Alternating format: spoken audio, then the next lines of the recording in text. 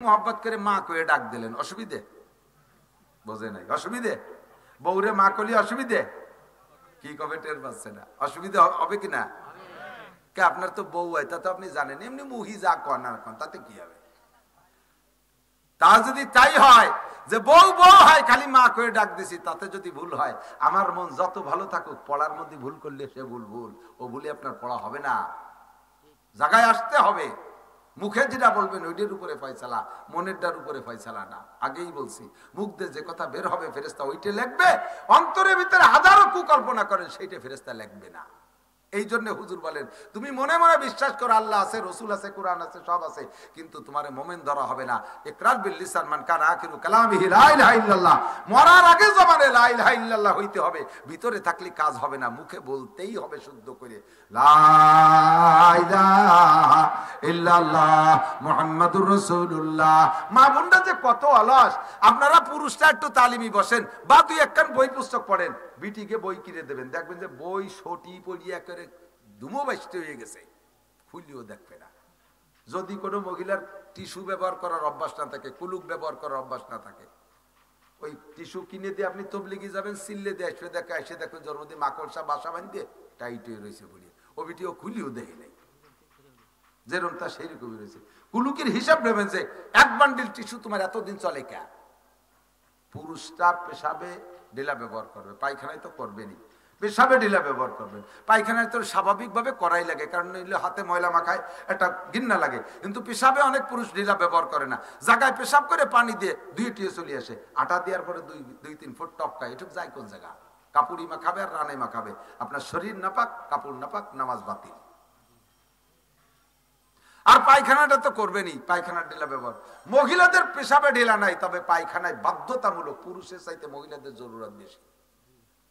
ঢিলা ব্যবহার না করলে হাতের ভিতরে ময়লা থাকে, তাড়াহুড়া করে সাবান দিয়ে ধুই নাই, মাটি দিয়ে পরিষ্কার করে নাই, ওই অবস্থায় সে মই মশলা বাইটে বুটে আপনারা খাওয়াই দিছে। তো সামান্য সামান্য করতে করতে বছরে, সারা বছরের তা গুছালি এক অক্তের পায়খানার সমান হয়ে যাবে না? কি খান খাওয়াইছে আমার চিন্তা। এই মহিলাকে কাছ থেকে কুলুকির হিসাব নেবেন, ও জাতি জন্মের অলস, খুব গাফেল। আল্লাহু আকবার। অনুমরিহি ফিমা আপনা, চার প্রশ্নের এক প্রশ্ন, গোটা জীবনের হিসাব দেওয়া লাগবে কি লাগবে না? 61 দিনে কোরআন পড়া শিখো, কোরআন যদি পড়া শুদ্ধ হয় আল্লাহর রহমতে বাকি সবগুলো শুদ্ধ হয়ে যাইবে ইনশাআল্লাহ। 2 নম্বরে আনসাবাবি ফিমা আবলা, এ আমার দোকানদার ভাইরা যারা আছো, আমার স্কুল কলেজ সোনালক্ষ্মী যারা আছো, যুবক যারা আছো, আমার দিক তাকাও, এদিক তাকাও। যৌবনকালের হিসাবটা কিন্তু একটু আলাদা হবে। 70-80 বছরের হিসাব তো যদি হয়ে যাওয়ার মধ্যে সবই আছি, তারপর আবার নবী যৌবনকালের সম্পর্কে আলাদা করে বললেন কেন? কয় যৌবনকালটা ভেরি ভেরি ইম্পর্টেন্ট টাইম, এই টাইমে ইবাদতও বেশি করা যায়, এই টাইমে গুনাহও বেশি করা যায়, যৌবনকালে নেকিও বেশি করা যায়, গুনাহও বেশি করা যায়। কতক্ষণ? যৌবনকালে চুরি করা যায়, ডাকাতি করা যায়, লুচ্চমি করা যায়, যৌবনকালে সারা রাত মদ গাঁজা ইয়াবা খাওয়া যায়, যৌবনকালে সারা রাত দাঁড়ায় দাঁড়ায় তাহাজ্জুদ পড়া যায়, যৌবনকালে সারা রাত দাঁড়ায় দাঁড়ায় ইবাদত বন্দেগী করা যায়, আবার বাইসাইকেল চালায় ইস্তেমায় যাওয়া যায়, যৌবনকালে বাইসাইকেল চালায় চরমুনায় যাওয়া যায়, আবার শীতকালে গভীর রাত্রে উঠে গোসল করে তাহাজ্জুদের নামাজ পড়া যায়, বুড়ো হয়ে গেলে ওক্তের ওজুদে ওক্তের নামাজও পড়া যায় না। এক ওক্তের নামাজ পড়তে 3 বার ওযু করা লাগে। ওযু বানায় মসজিদে সুন্নত পড়ার সাথে সাথে তলপেট সিবি ধরে বার হয়ে চলে এসেছে, পেশাব টেশাব করে যে আবার ফরজ পড়ছে, আবারও না তা গেল না, এই করে যাই মেরে আবার চলে এসেছে, আবার যাই পেশাব করি, সেই ওযু বানাইয়া শেষের 2 রেখাত পড়া লাগে। ওয়াই না মিয়ার কি আর হারবো, হয়ে গেছি। এই যে পেশাব করতে যে গেছে সেটা লুঙ্গিটা তলেতে নষ্ট হয়ে গেছে, পেশাব করতে যে পায়খানা করে দিয়েছে। হাসিয়ে যে বুড়ো দিন আসতেছে দিন, সবাই বুড়ো কজনের কাছে শুনিয়ে দেন, ঠিক না? তাহলে যৌবনকালে এই ঝামেলাগুলো ছিল না। সময় মতো তুমি ইবাদত করে রাখো, পারবা না? তুমি যে সময় অপেক্ষা করতেছো বুড়ো হয়ে গেলে মসজিদে পড়ে থাকো, সে সময় তোমার মসজিদে ঢুকতেই দেবে না, কারণ বুড়োই এই তুমি পেশাব পায়খানা করে নষ্ট করো, মসজিদ নষ্ট করে ফেলো, সে সময় তোমার ঢুকতে দেওয়া হবে না। তুমি সেই সময়ের অপেক্ষা করতেছো। নো যুবক, ভুল করতেছো। সাফুন্না সাফি ইবাদাতিল্লাহ, যৌবনকালটারে কাজে লাগাও। আল্লাহ 3 নম্বরে আন মালিহি মিন আইন ইকতাসাবা ফিমা আনফাকা, মাল থেকে কিভাবে কামাই করছে জবাব দিয়ে যাও।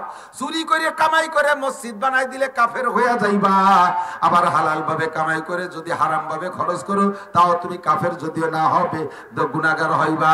দোকানদার ব্যবসায়ী যারা আছেন ভাইরা এদিক থাকেন, বাজার তো বাজার, আমার দোকানদার ভাই যারা আছো একটু প্রতিজ্ঞা করো তো, মুসলমান যে কয়জন আছো, আজকে থেকে আজান হইলে আমি আর একটা মালও 1 টাকার মালও বিক্রি করবো না, সঙ্গে সঙ্গে সব করে শাটার বন্ধ করে দিয়ে মসজিদে চলে যাব। তুমি এই যে 15 মিনিট কিনা বেচা করলে না বা আধা ঘন্টা ছেড়ে দিয়েছো, তুমি মনে করতেছে এই টাইমে কত বড় খদ্দেরই যেন আসতো রে, আর এই হুজুরির কাছে ওয়াদারির হাতে ধরে একটা ঠগা খালাম, এইগুলো একটা গুনগুনি হতেছেন। আপনাকে আল্লাহ তাআলা নামাজ পড়ে যাওয়ার পরে এমন একটা দুটো কাস্টমার দিতে পারে যেই কাস্টমার গুলো ওই 20 মিনিটের মধ্যে আসতো না, বা তারা ওই 20 মিনিট ধরে যারা কিনা বেচা করছে তাদের চাইতে আল্লাহ তাআলা একটা কাস্টমার দিয়ে আপনাকে বাড়ায় দিতে পারে। পারে কি পারে না? নগদে টাকা বাড়ায় না দিলেও আর একটা বরকত আছে, এদিক খেয়াল করেন, শুনতেছেন তো আমি যেটা বলতেছি।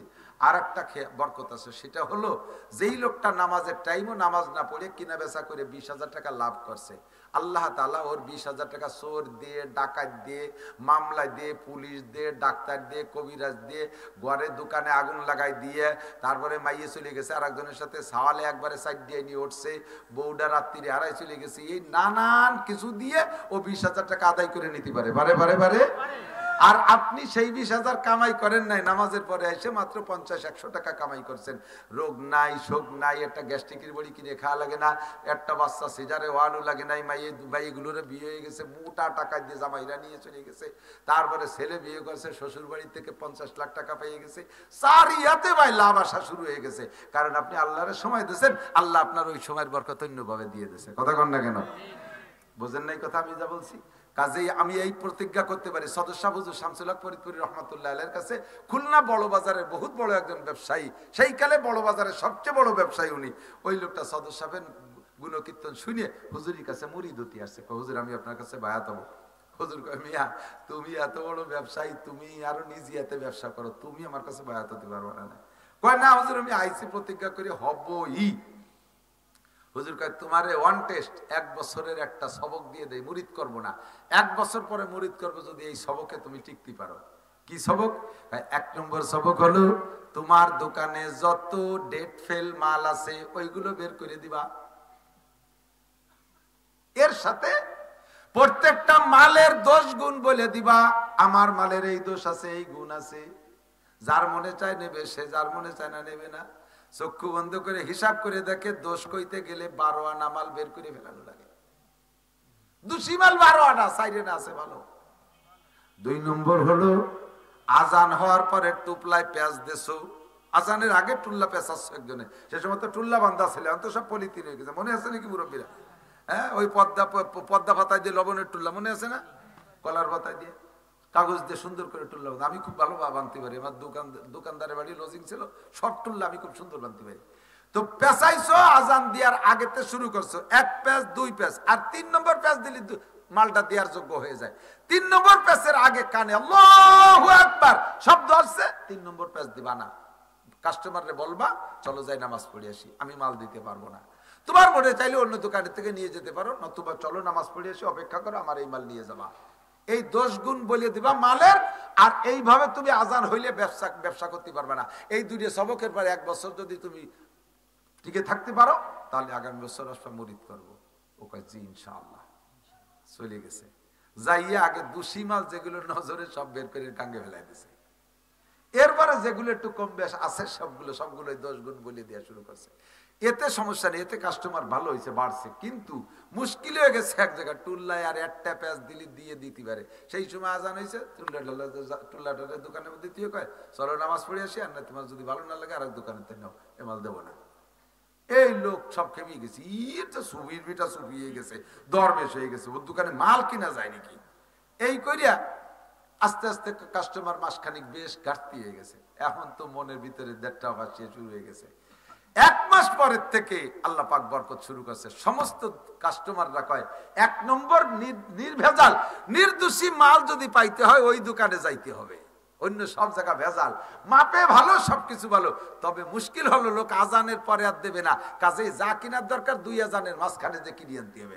2 আজানের মাঝখানে এমন কিনা বেচা, পুরো বাজার বন্ধ হয়ে গেছে সব ওনার কাছে, মাল ভালো। এরপরে 1 বছর পরে আইসে আরো সম্পাদক হুজুরি দরবারে বহুত হাদিয়া নিয়ে আসে। হযরত খবর নিয়ে দেখেন আমি আপনার 2 সবকে সফল। হুজুর তারে বায়াত করে নিয়েছে।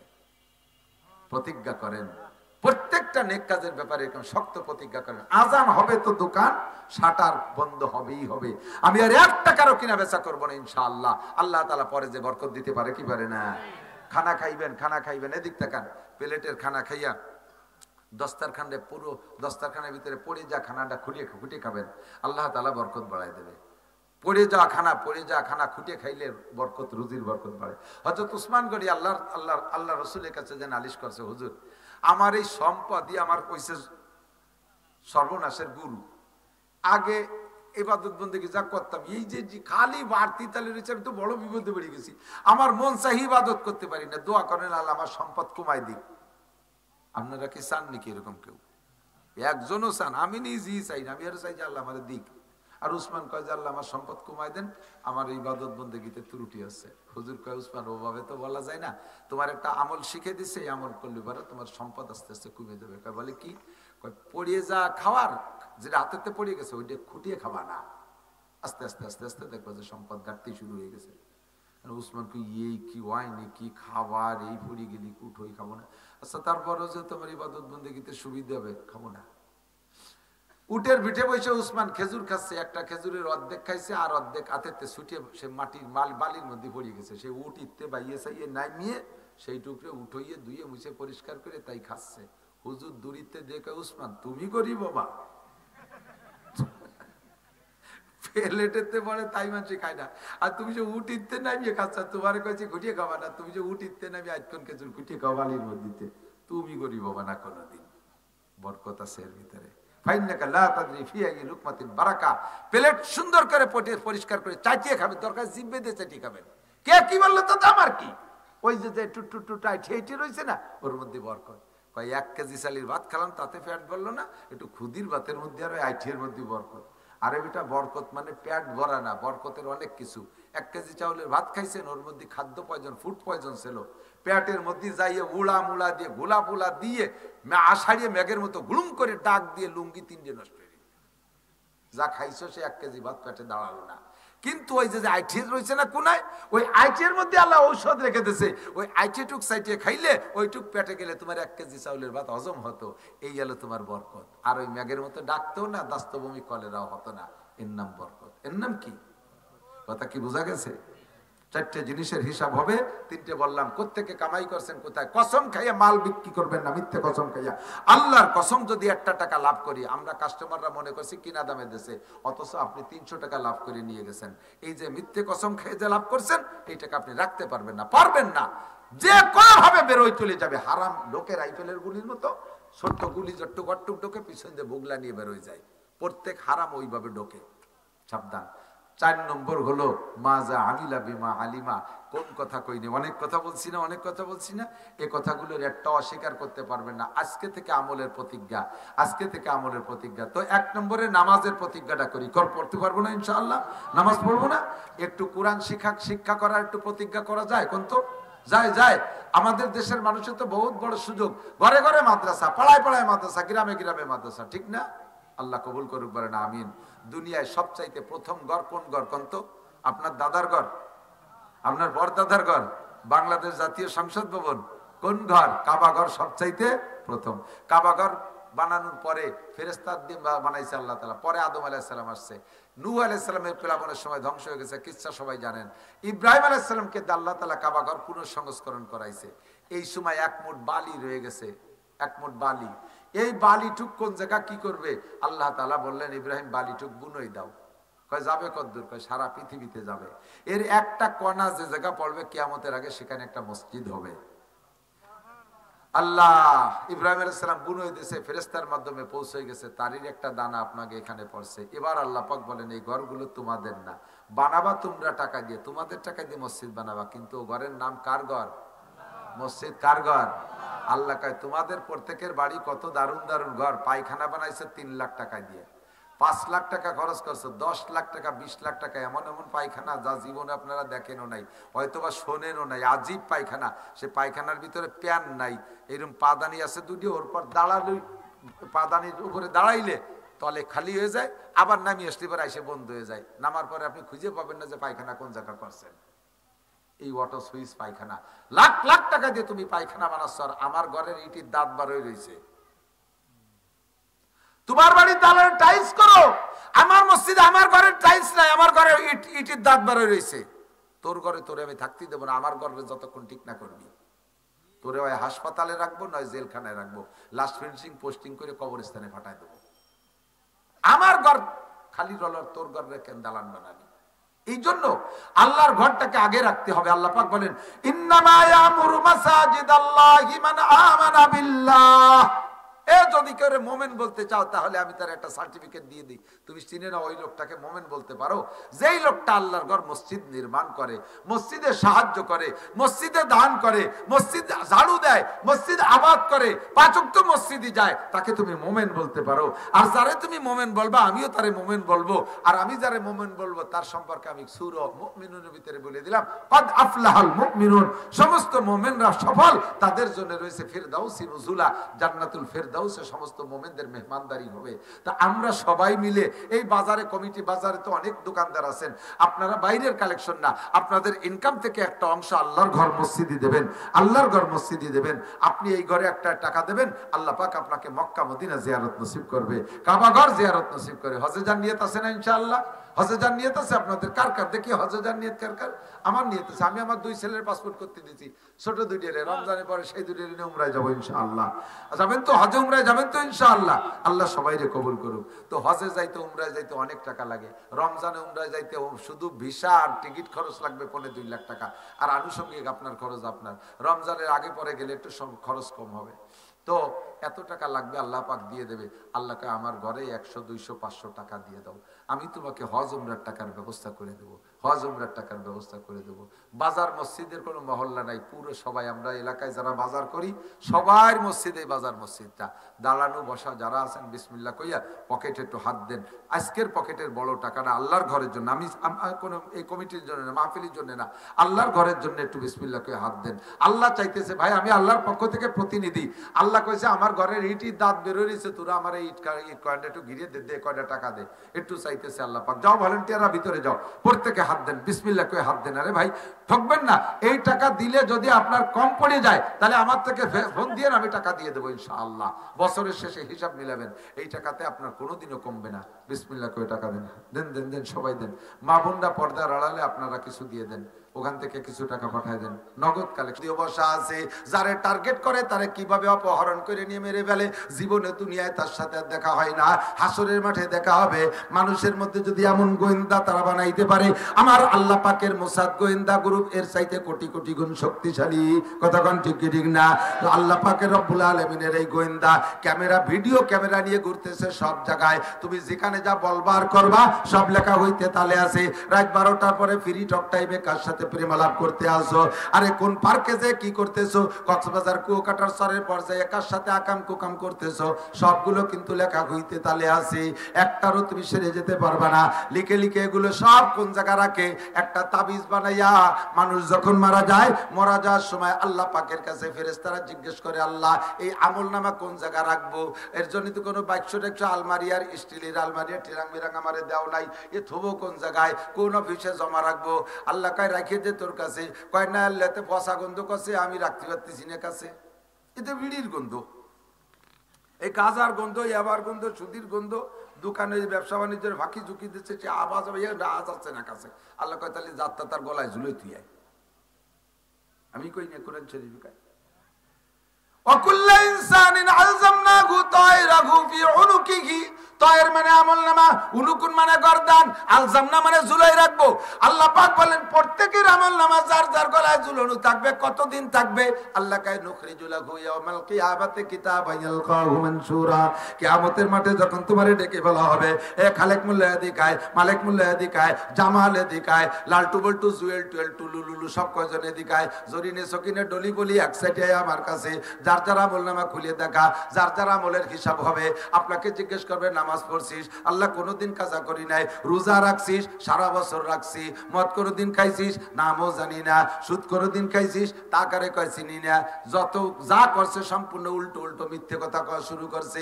আল্লাহ কয় অত মিথ্যে কথা শুনতে পারবো না, সময় নাই। নাকতিমু আলা ফাহিম, তোর মুখ বন্ধ করে দেবো। চোর কোথাকার, তুই মিথ্যে কথা কইতেছিস পাইকারি দরে। ইকরা কিতাবাকা, তোর আমলনামা খুলে দেখ আছে না নাই। পড় আমলনামা।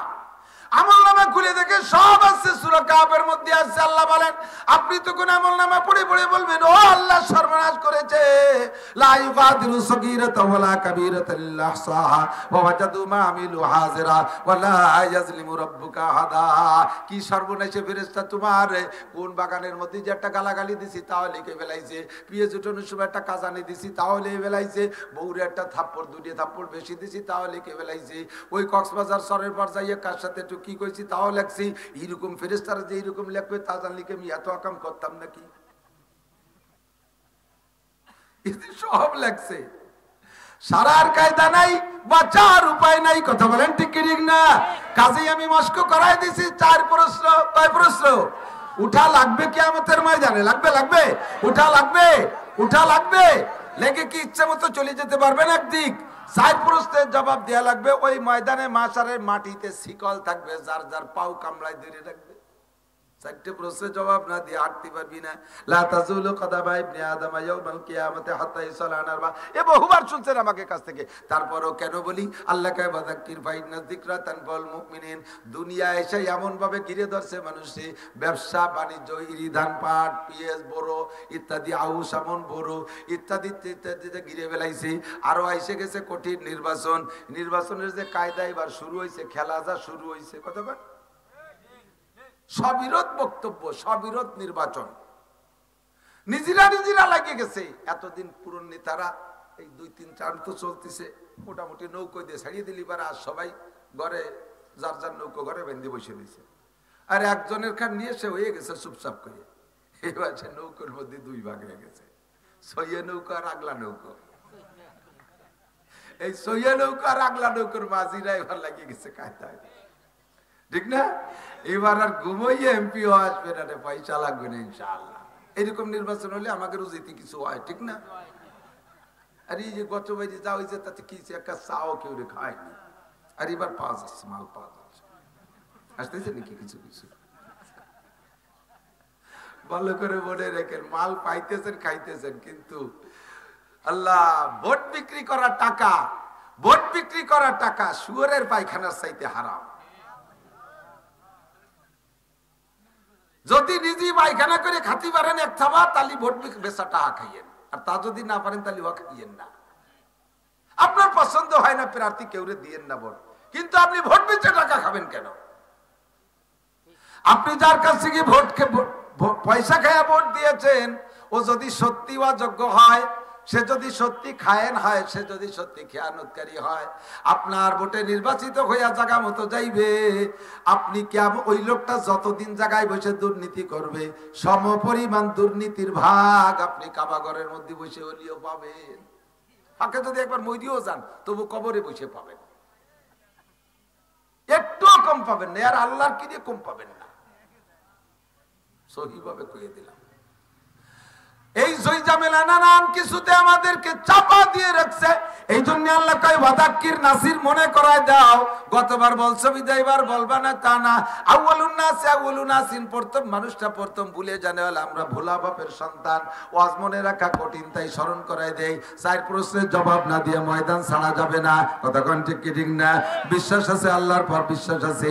যেই আল্লাহর পর বিশ্বাস করছেন ওই আল্লাহর সামনেই আল্লাহ কোনো উকিল মুক্তায় দেখে হিসেব নেবে না। আল্লাহ কোনো নেতা নেই, ত্রিদেব হিসাব নেবে না। স্বয়ং আল্লাহ প্রত্যেকটা মানুষের হিসাব নিজে নিজে সংগ্রহ করবেন, হিসাব নিজেই আদায় করে নেবেন। কারণ আল্লাহ কয় সূরা ফাতিহার মধ্যে পড়ছেন ইয়াকা না'বুদু ওয়া আলহামদুলিল্লাহি রাব্বিল আলামিন আর রহমানির রহিম, তারপরে মালিক ইয়াউমিদ্দিন, বিচার দিনের মালিক কে? জোর হলো না, জোরে বলেন। বিচার দিনের মালিক কে? আল্লাহ বিচার করবে, আল্লাহ বিচার করবে, আল্লাহ বিচার করবে, আল্লাহর সামনে দাঁড়ায় জবাব দিবা। বাংলাদেশে এই 3 টার্মের নির্বাচন চলে গেছে, 15 বছর চলে গেছে। তার আগে 3 বছর ছিল নো ম্যানস ল্যান্ড। বাংলাদেশ কোন সরকারের না, তত্ত্বাবধায়ক সরকারে বাংলাদেশ ছিল। মনে আছে নাকি? 3 জনের বাংলাদেশ, ইয়াজউদ্দিন, ফখরুদ্দিন, মঈনুদ্দিন। ইয়াজউদ্দিন প্রেসিডেন্ট, ফখরুদ্দিন তত্ত্বাবধায়ক সরকারের প্রধান, মঈনুদ্দিন ছিল সেরা প্রধান। 3 জনের যৌথ কি বলা হয় প্রচেষ্টায়, যৌথ ক্ষমতায় বাংলাদেশ চলছে। ওই 3 জনের কাছে জবাব দেওয়া লাগছে হাসিনা, খালেদা, সবাই। বাংলাদেশের বাগা বাগা একেবারে মোটা মোটা নেতা, বহু নেতা ওই যে হিজরত করছে বাংলাদেশের থেকে, আর ফিরে আসলো না কোনদিন। আর বহুত জনে ধরে রমজানের আগে ইতিকাফে বসাই দিয়েছে জেলখানায়, ঠিক না? এমন আমার নেতাকে জেলখানায় বসাই দিয়েছে, আল্লাহু আকবার। যদি ওই নেতার মসজিদের ইমাম সাহেব নেতারে কইতো মন্ত্রী মহোদয় রে স্যার এবার তো ইতিকাফে বসার লোক পাচ্ছি না, আপনি বসেন, তাহলে ইমামে চাকরি থাকতো। ননসেন্স, কমন সেন্স নাই বলতি। মৌলবী পরের ভাতে বেগুন যে খাও, জায়গায় বসে থেকে পেট দলো, 4 তলা ফাটায় দাও, টিফিন কারি ভরিয়ে দেই, গেল আসের মতো আর উমন পাওয়া। আমি বেটা উম্মতের দায়িত্ব নিয়ে ঘুরি, আমি যদি এতে কামে বসে আবার উম্মতের কি হবে? ইমামরে ননসেন্স, কমন সেন্স নাই কই হইয়া গালই টালইয়া ইমামের চাকরি জুড়ে দেবে। আল্লাহ কা ইমাম সাহেব রে দিয়ে তুই বাড়াবাড়ি করিস না, ওরে এতে কামে বসাতে আমার রমজান লাগবে না, খালি আমি ফখরুদ্দিন একটু সাইজ করতে পারলি। ফখরুদ্দিন, ইয়াজউদ্দিন, মঈনুদ্দিন, 3 উদ্দিন মিলে শত শত নেতারে রমজানের আগে ইতিকাফে বসাই দিছিল। কতক্ষণ? এই 3 জনের সামনে নেতাকে জবাব দেওয়া লাগছে কি? নামাজের হিসাব। ফখরুদ্দিন কি নামাজের হিসাব চাইছে? রোজা, হজ, যাকাত, কুরবানি, দাড়ি, টুপি, ফরজ, ওয়াজিব, মসজিদ, মাদ্রাসা, পর্দা, পর্দা, এর কিচ্ছু হিসাব চাই নেই। মাত্র আল্লি ওই 4 প্রশ্নে আল্লাহ যে 4 রাখছে তার মধ্যে আল্লাহর কাছে একটা আছে, ওই 4 একটা ধরছে ফখরুদ্দিন। তুমি ঢাকায় আসলে খালি হাতে 5 তলার বাড়ি বানাইলে কিভাবে? তুমি ঢাকায় আসলে ভাঙ্গা সুটকেস আর ছিঁড়া গেঞ্জি নিয়ে, তোমার ভাঙ্গা সুটকেস বিশ্ব ব্যাংক হয়ে গেল কিভাবে? আর ছিঁড়া গেঞ্জি এত বড় বড় 3 পিস হয়ে গেল কি করে? প্যান্ট শার্ট টাইকোট হয়ে গেল কি কইরা? তোমার ভাঙ্গা সুটকেস আর 3 পিস ছিঁড়া গেঞ্জি এত বড় বড় বিমান হইল কি কইরা? আসলে তুমি ভ্যান চালাতে চালাতে এখন তুমি শিল্পপতি, কোটিপতি, রাষ্ট্রপতি, ভগ্নিপতি হয়ে গেলে কিভাবে? মাত্র একটা কথা জিজ্ঞেস করছে, মিনাইনাক্তাসাবা ফিমা আনফাকা, মাল কোত্থেকে কামাই করছিস, কিভাবে খরচ করলি, কইয়া যা। শুধুমাত্র অর্থের হিসাব নিচ্ছে মানুষের কাছে, মানুষের হিসাব তাই তুমি দিতে পারবা না, বিদায় পালাইছো বাংলাদেশ সেইরা। কেউ ইন্ডিয়া গেছো, কেউ সিঙ্গাপুর গেছো, কেউ লন্ডন গেছো, কেউ আমেরিকা গেছো, কেউ জাপান গেছো, পলাই রইছো, এখনো পর্যন্ত বাংলাদেশে আসতে পারো না। যে কয়জন ধরা খাইছো, জেল কাটছো, ও বন্ধু মাত্র একটা প্রশ্নের জবাবে মানুষের কাছে মানুষের জবাব, আল্লাহ পাকের কাছে মানুষের জবাব হইলে কেমন জবাব হতে হবে একটু একটু একটু একটু একটু একটু ভাবো। একটু যুবক ভেবে দেখো, চক্ষু বন্ধ করে ভাবো, আল্লাহর কাছে জবাব দেওয়া লাগবে। 1 নম্বরে গোটা 70 বছরের হায়াতের হিসাব। বলো এই শুক্রবারে কি করছিস? বেলা 11টা 5 মিনিটে কি করছিস? 11টা 6 মিনিটে কি করছিস? মিনিট 11টা 6 মিনিট 2 সেকেন্ডের সময় কি করছিস? ক আলকি ইয়ে তুই মনে রাখা যায় নাকি? কি কোন বিপদে ফেললাম? হ্যাঁ, যে সেকেন্ড আমার দুনিয়ার নিয়ামত উপভোগ করছিস, ওই সেকেন্ড আমার হুকুম মতো চলতে হবে। মরার পরে কিছু চাই না। মরার পরে হাদিসে আছে আল্লাহ নবী বলেন, ইজা মাতাল ইনসান, মানুষ যখন মারা যায়, ইনকাতা আনহু আমালুহু, সব আমলের দরজা বন্ধ। নামাজ পড়া লাগে না মরা মানুষের, লাগলে কি লাগে নাকি? রোজা নাই, কবরে নামাজ নাই, রোজা নাই, হজ নাই, যাকাত নাই, টুপি নাই, দাড়ি নাই, তেলাওয়াত নাই, তাবলীগ নাই, সরমুনাই নাই, মসজিদ নাই, মাদ্রাসা নাই, জিকির নাই, ফিকির নাই, কোনো কিছু নাই কবরে। আবার জারি নাই, যাত্রা নাই, কলসা নাই, গাজীর গান, গুণযাত্রা, ব্যারাক, অ্যাডামস, কারিতা, বিয়ার ডিবি, স্বনির্ভর, জাগরণী চক্র, আশা প্রশিকা, এই সমস্ত কিচ্ছু নাই। সুদ নাই, ঘুষ নাই, মদ নাই, গাঁজা নাই, আবা নাই, ফেন্সিডিল নাই, কবর এগুলো আছে নাকি? গুনাহ নাই, নেকিও নাই, ভালো করার কায়দা নাই, মন্দ করার কায়দা নাই। আল্লাহু আকবার। বন্ধুরে আল্লাহ পাক রব্বুল আলামিন বলেন ওয়াবুদ রাব্বাকা হাত্তা ইয়াতিয়াকাল ইয়াকিন, ইবাদত করবি মরার আগ পর্যন্ত। মরণের পরে তোর কাছে আমি কিছু চাই না। কেন মরণের আগ পর্যন্ত? কয় যতক্ষণ আমার নিয়ামত ব্যবহার করবি অতক্ষণ সেকেন্ড টু সেকেন্ড আমার ইবাদত করা লাগবে। মরার পরে তুই আমার পানি বাতাস ব্যবহার করিস না, মরার পরে আমার খাদ্য খোরাক ব্যবহার করিস না, মরার পরে আমার চন্দ্র সূর্য ব্যবহার করিস না, মরার পরে আমার পানি বাতাস ব্যবহার করিস না। কাজেই তোর কাছে মরার পরে কিছু চাই না। বেঁচে থাকাকালে যতক্ষণ এগুলো ব্যবহার করবি অতক্ষণ আমার ইবাদত করিতেই হইবে। এ জায়গা কোনো ছাড় হবে না। কাজেই সেকেন্ড সেকেন্ড হিসাব দিয়ে যেতে হবে। এই 70 বছরে বুড়ো বাড়ির মধ্যে বসে থাকো, সকালে ফজরের নামাজ পড়ো বা না পড়ো, আইসা এই বাবুর বাজার চার দোকানে বসো। আছে না এরকম আল্লাহওয়ালা মানুষ? এই তো মসজিদ, এই যে চার দোকান পাশে এই জায়গা বসে রয়েছে সকালে তো দুপুর পর্যন্ত। আজান দেওয়ার সাথে সাথে বিড়িয়ারটা ধরাই জায়গা আন্টু বাড়িতে টুকুরি আসি, আবার নামাজ কালাম সাহেব দুটি বাড়িতে সেটে খাইয়েছে, আবার বসে আসর পর্যন্ত। আবার আসরের আজান দেয়, একটু টাটটিতে একটু মাইখানাইতে আসে। নামাজের সময় আসলে মসজিদের দ্বারা তুই বাড়ি চলে যায়। আমি তুই বাস্তবগুলো খুব খুঁজি, মুরব্বীরা সাক্ষী দেন। আগে বাড়ি যদি ঘরে বসে গল্প করতেন 4-5 জন, ওর ভিতরে যদি একজনের পায়খানা আসতো কি কইতো? কয় তোরা বয় একটু বাইরে আসি। বাইরে যেত না, পায়খানা ছিল বাইরে। আর এখন উঠোনে বসে গল্প, আরে পায়খানা আসলে কয় তোরা বয় একটু ঘরের তে আসি। পায়খানা সব ঘরে ঢুকে গেছে, অ্যাটাচড, ঠিক না? আগে পাবলিক বিভিন্ন জায়গায় খেত খামারে কাজ করতো, ঘর বাড়িতে কাজ করতো, আজান হইলে করতে থাক তোর কাজ, আমি মসজিদের থেকে আসি। আর এখন মসজিদে দাঁড়ে বসে চা খায় গল্প করে, আজান দিলে আমি বাড়িতে আসি। সব ঘুরিয়ে গেছে, ঠিক না? আগে পায়খানা আসলে কয় বাইরেতে আসি, আর এখন পায়খানা আসলে কয় ঘরেতে আসি। আগে বাইরে থাকলে কয় আজান দিলে কয় মসজিদে আসি, আর এখন মসজিদের দ্বারে বসে চা খায়, আজান দিলে কয় বাড়িতে আসি। সব উল্টে গেছে কি? তোমার 70 বছরের হিসাব দেওয়া লাগবে, 80 বছরের হিসাব দেওয়া লাগবে। আজকে কি বার? বুধবার। গত বুধবার সকালে কি খাইছি তাই মনে নাই, এমনকি গতকাল সকালে কি খাইছি তাও মনে নাই, এমনকি আজ সকালে কি কি তরকারি খাইছি তাই মনে নাই। আছে আছে আছে, অনেকেই ভুলে গেছি, অনেকেই ভুলে গেছি, 99% ভুলে গেছি। বন্ধু আমার গোটা জিন্দেগির হিসাব চাইলে দিতে পারবো না, এই হিসাবটা আমার কমপ্লিট করে যাইতে হবে। কাজে আমি এমন সুন্দরভাবে দৈনন্দিন জীবনযাপন করব যাতে আমার হিসাবে কোনো গড়বিল না বাঁধে, কোনো ঝামেলা, পরিষ্কার থাকবে। খেয়াল করে না, ডেলিটা ডেলি পরিষ্কার রাখবেন, ডেলিটা ডেলি। আল্লাহ তো সিস্টেম শিখিয়ে দিয়েছে। এক সাহাবা বলতেছে, হুজুর, বেশ কিছুদিন পরে বলতেছে, হুজুর আমি মোমেন, আমি মোমেন। হুজুর বললেন তুমি এভাবে গর্বের সাথে বলতেছো আমি মোমেন, তোমার দলিল কি, ইমানের দলিল কি? কয় হুজুর আমার ইমানের দলিল 3টা, ইমানের দলিল 3টা। আপনি 3টে কথা বলছেন, ওই 3টে কথার পর আমি আমল হিসাব মিলাই দেখছি আমি তাতে আমি ইমানদার। 1 নম্বরে আপনি বলছেন হাসিবু কবলা আন তুহাসাবু, কিয়ামতের ময়দানে আল্লাহ পাকের সামনে সবার হিসাব দিতে হবে। বলেন হবে?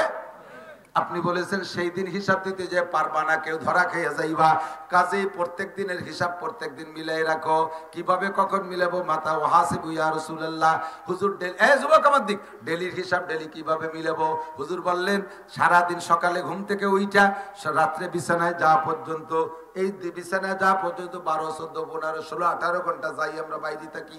বিছানায় যাইয়া ডাইন কাতে শুইয়া এই হাত কান্দে গালের নিচে দিয়ে চক্ষু বন্ধ করে মিলাও। ফজরের নামাজ পড়লাম, ঘুম থেকে উঠলাম, কিভাবে উঠলাম? উঠার সাথে সাথে পড়লাম দুআ, আলহামদুলিল্লাহিল্লাযী আহইয়ানা বাদামা আমাতানা ওয়া ইলাইহিন নুশুর। এরপরে উঠা বাইরে গেলাম, বাথরুমে গেলাম, কিভাবে গেলাম? ডাইন পাগে দিলাম না বাম পাগে দিলাম? ঢেলাকুলুক নিলাম কি নিলাম না? পরিষ্কার কেমন হইলাম?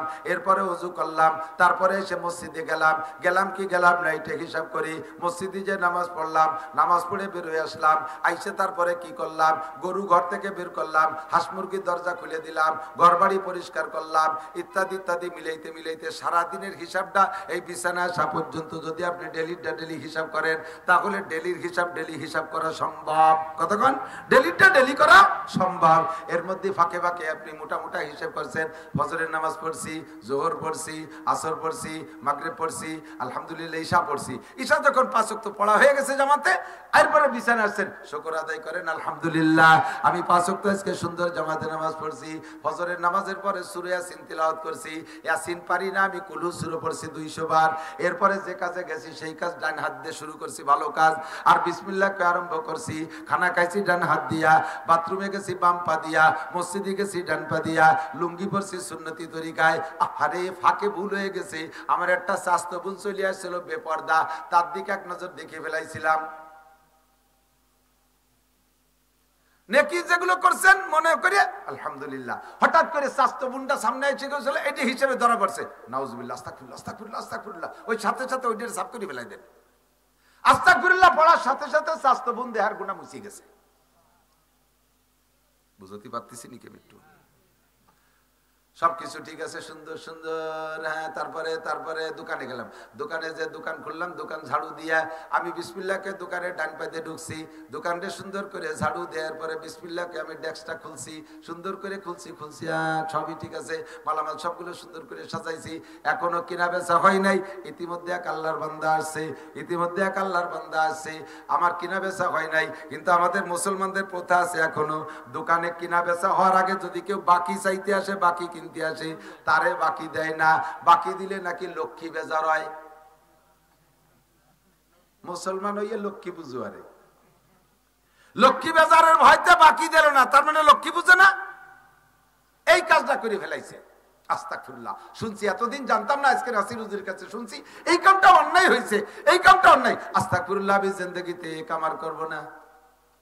কিনা বেচা এখনো হইনি, এর মধ্যে ফকিরের টাইছে, বাবা আমার কিছু ভিক্ষে দেন।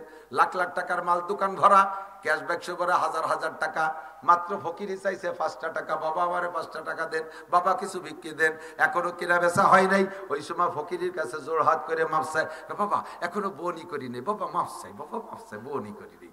ফকির কয়, আল্লাহ কয় কি কোটি কোটি টাকার মালিক হইয়া, লাখ লাখ টাকার ব্যবসা করিয়া কত বড় অপরাধ করছিস বুঝতে পারছিস, ফকিরের কাছে মাপ চাওয়া লাগছে।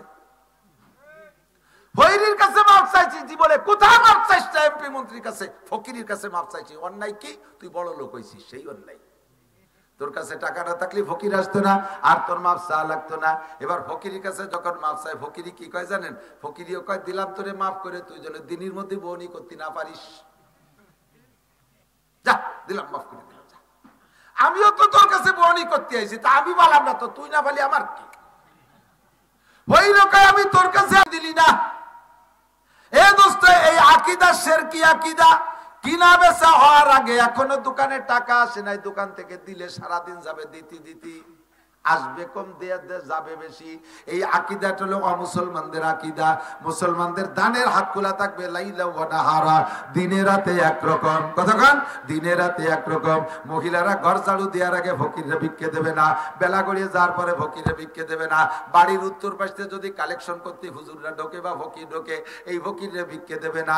সন্ধ্যার পরে ফকিরে ভিক্ষে দেবে না। রাতের বেলা বাড়ির থেকে টাকা বের করতে নাই, এই রাতের বেলা টাকা বের ঘরের থেকে বের করলে অন্য করে দিলে নাকি ভাটি ধরে যায়। আরে মিয়া, রাতের বেলা তোমার বউ অসুস্থ হয়েছে, রাতের বেলা ডাক্তারের টাকা না দিলে তোমার ঔষধ দেবে? সে সময় দিয়ে দেবা কিভাবে? না, খালি ওই সময় দেওয়া যায়। রাস্তায় কোন বাড়িতে বেরোয় যাওয়ার সময় যদি পায়ে হোঁচট খায়, বাধা খায়, কয় যাস নে, বাধা লাগছে, যাস নে, যাত্রা অশুভ। পায়খানায় যাওয়ার সময় ইটি ধাক্কা খাইয়েছি, ইতেও গড়িয়ে গেছে, বদনা ফেলাইতে ঘরে এসে মাজি দিছে। মা কয়, কি এলি তুই পায়খানা জাতি যে গেলি না? তো তুমি কইছো না কোনো দিক জাতি গেলি, বাধা খালি জাতি নাই। কালো শয়তান তাই বলে কি পায়খানায়ও নাকি? পায়খানার সময় যত বাধা লাগুক, জাতি যাবে, ঘর নষ্ট হবে।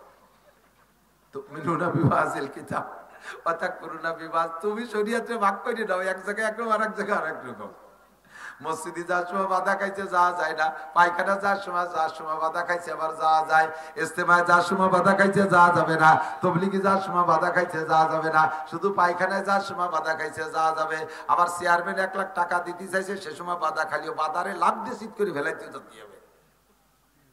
এইরকম দ্বিমুখী শরীয়ত নিজে বানাইতে পারবে না। আল্লাহু আকবার। প্রত্যেকটা কাজ যে আমি ইসলাম বানাইয়া, এবার হিসাব লাগাইবেন প্রত্যেক ঈশার সময়, ঈশার নামাজে। আমি কি খারাপ কথা করছি? এই সিস্টেমে যদি হিসাবটা মিলিয়ে রাখেন, তাতে লাভ কি? রাতের বেলায় হিসাব করে মিলাইছেন আপনার 16 ঘন্টা আপনি সজাগ ছিলেন, ঘুম থেকে ওইটা বিছানা আসা পর্যন্ত 16 ঘন্টা সজাগ ছিলেন। এই 16 ঘন্টার ভিতরে আপনার টোটাল মিলে 15 ঘন্টা ভালো কাজ পাইছেন, একটা ঘন্টা গুনার মধ্যে এদিক সেদিক হয়ে গেছে। এই ঘন্টাটারে আপনি 16 ঘন্টার মধ্যে ইবাদত বানানোর আরো উত্তম ব্যবস্থা। ডান কাতে শুয়ে আপনি পড়বেন আস্তাগফিরুল্লাহ রাব্বি মিন কুল্লি যামবি ওয়া আতুবু ইলাইহি। ও আল্লাহ, বুঝতাম না তাই এই ভুলগুলো করে ফেলাইছি। আজকে রাত্রে নাসির সাহেবের কাছে শুনে আসছি, আমি জিন্দেগিতে এই ভুল আর করব না। যা হয়ে গেছে 1 ঘন্টা, আল্লাহ তোমার কাছে ক্ষমা চাই। আল্লাহ কয় ফাউলাইকা ইউবাদদিলুল্লাহু সাইয়্যাতিহিম হাসানাত। 15 ঘন্টা তো নেকি আছে, 1 ঘন্টা গুনাহ হয়ে গেছিল, ওই গুনাহগুলো সব নেকি বানাই দেয়া হবে। ডেলি যদি এইভাবে নেকি বানায় রাখতে পারেন, তাহলে এক সময় হিসাবে আপনার ধরা পড়বে। প্রত্যেকদিন খেয়াল করেন, বিড়ি খান, বিড়ি খাওয়ার অভ্যাস আছে। রাতের বেলা নিয়ত করছেন একদিন তো সব বিড়ি ছাড়তে পারবো না, আজকে দিনে কয়টা খাইছি? 24টা, কালকে খাবো 23টা, পরের দিন 22টা, তারপরের দিন 21টা, এরপরের দিন 20টা, এটার টাইরে কুমাতি তালে থাকবো। যেদিন আপনার পুরো সম্পূর্ণ শেষ হয়ে যাবে, আর বিড়ি খাওয়ার চাহিদা থাকবে না। এই জীবন ভরে যত বিড়ি খাইছেন, এই তওবার করেন, সমস্ত বিড়ির গুনাহ নেকি হইয়া যাইবে। কাগজ তাই তো নেকি কামাই করা ভালো একটা সহজ বুদ্ধি। অল্পের ভিতরে মেলা নেকি। জীবন ভরে যত আকাম করব, শেষে যে তওবা করলে সব আকাম নেকি হয়ে যাবে। তাহলে আপাতত আকাম গুলো বেশি করতে থাই। একদিন তওবা করলে অল্পের মধ্যে ফুসাই গেল, তাই নাকি? তুমি সেই তওবা করার সুযোগ পাবা কি পাবার এখনো গ্যারান্টি আছে? কথা কথা আছে। আমি তো সারা বছরই রাস্তায় চলি, ডেলি 8টা-10টা ডিস্ট্রিক্ট অতিক্রম করা লাগে। রাতভর দিনভর চলি, কত জায়গায় রাস্তায় পড়া মানুষ, মারা মানুষ দেখলাম। ট্রাকের বাড়ি খেয়ে পড়া গেছে, বাসের তলে হাত দিয়ে কাটকে রয়েছে, রাস্তায় মানুষ পড়ে মরে রয়েছে। তোমার মতো যুবক বেশিরভাগ রাস্তায় মরা দেখি, বুড়ো মানুষ খুব কমই দেখি রাস্তাঘাটে মরা। বুড়ো মানুষ কমই দেখি, কারণ ওই সময় বুড়ো মানুষ রাস্তাঘাটে বের হয় না, যুবকরাই রাস্তায় দিয়ে ফাঁকাল খেয়ে বেড়াও। আর তোমরাই ধাক্কা গুতো খাইয়ে মরো, তওবা করার সময় পাইবা না। 24 ঘন্টা রেডি থাকতে হবে।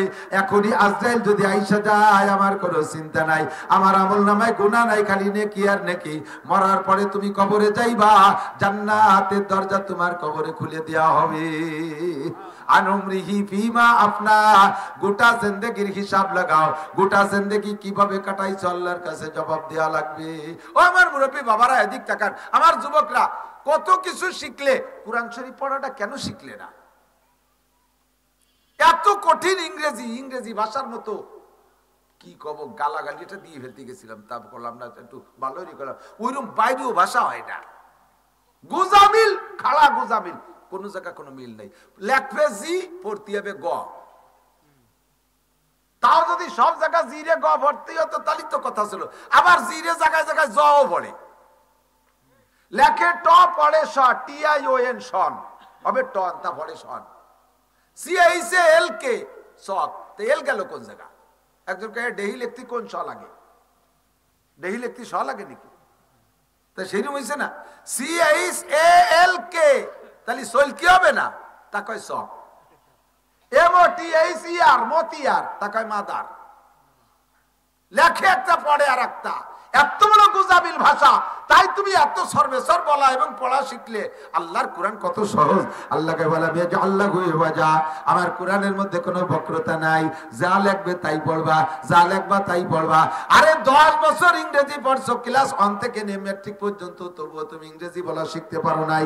ও বন্ধুরে, মাত্র 61 থেকে 62 দিন সময় লাগাইলে আল্লাহর কোরআন শুদ্ধ করে পড়তে পারবে। যত বড় কমবেরেরই মানুষ হোক না কেন, যত বড় কমবেরেরই মানুষ হোক না কেন, মাত্র 61 দিন। বলবো, একটু বলবো, হিসাবটা বলবো, তাহলে সহজ হয়ে যাবে। যার এত ব্রেন কম যে তার নিজের নাম জিজ্ঞেস করলে মেয়ের নাম কয়, তোর নাম কি? কয় জামাল। কয় না, জামাল দি তোর বড় ভাই না। ও হা, তাহলে তো আমার নাম কামাল। নিজের নামও ভুলিয়ে যায়, আব্বার নাম কতি যে কাকার নাম কই বেলায় দেয়। এরকমও যদি হয়, ও ডেলি একটা হরফে 1000 বার পড়লে ওর মুখস্থ অসুবিধা হবে? আরবি হরফ 29টি, জোর হলো না কয়টি? 29টি হরফে 29 দিনই শেখেন। একটু সেকেন্ড কষ্ট করে লেখেন পড়েন আলিফরে যদি 1000 বার লেখে পড়ে তাকে ভুলার মতো নাকি? বারে 1000 বার লেখেন পড়েন, ভুলবেন না। 29টা হরফ 29 দিন, দিনগুলো হিসাব রাখেন। আর আরবিতে আকার রস্যিকার মাত্র 3 দিয়ে, জবর জের পেশ, এই জবরে আকার, জেরে রস্যিকার, পেশে রস্যুকার, 3 ডেরে 3 দিন শেখেন, 3 ডেরে 3 দিন, 29 আর 3 কত? একটু হিসাব মিলে রাখেন, আমার সাথে মিলে রাখেন, কত? আর আরবিতে সংযোগ পদ্ধতি দুইটা, একটা হলো জজম আর একটা হলো তাসদিদ। এই জজম আর তাসদিদ দুইটা হরফে মিলে, যেমন আলিফ বা জবর আব, বা জবর বা, এই যে মিলাইতে হয়, এই মিলানোর জন্য সংযোগ পদ্ধতি দুইটা, জজম আর তাসদিদ। 2 ডেরে 2 দিনই শেখেন, 32 আর 2 34, ঠিক তো? হয়ে গেল। এবার আপনাকে 10টা মদ আছে, 10 প্রকারের মদ। কয় প্রকার? গাঁজা, ইয়াবা, ফেনসিডিল, হিরোইন। এই মদ মানে টানিয়ে পড়া, মদ মানে টানা জায়গা, টানা ফরজ। টানা জায়গা যদি না টানেন, জায়গায় জায়গায় কাফের হয়ে যাবেন। খেয়াল করতে হবে একটু, টান হবে যেখানে না টানলে আপনি কাফের হয়ে যাবেন, আর যে জায়গা টান হবে না সে জায়গা টানলে আপনি বেঈমান হয়ে যাবেন। যেমন লা আবুদু মা তাবুদুন, এই জায়গা লারে যদি এক আলিফ না টানেন, যদি এরকম বলেন লা আবুদু মা তাবুদুন, তরজমা হবে হে হিন্দু ভাইরা, তোমরা যে দেবদেবীর পূজা করো, আমি অবশ্যই তোমাদের সাথে সামনে পূজা করিবই। ঈমান থাকবে। ওয়ানাশকুরুকা পড়েন, ওয়ানাশকুরুকা ওয়ালা নাকফুরুকা, আল্লাহ তোমার কোটি কোটি নিয়ামত ব্যবহার করে শুকর আদায় করি। ওয়ালা নাকফুরুকা, জীবনে কোনোদিন কুফরি করব না, তোমার শুকর জীবন ভরে আদায় করব, তাই তো নাকি বলেন?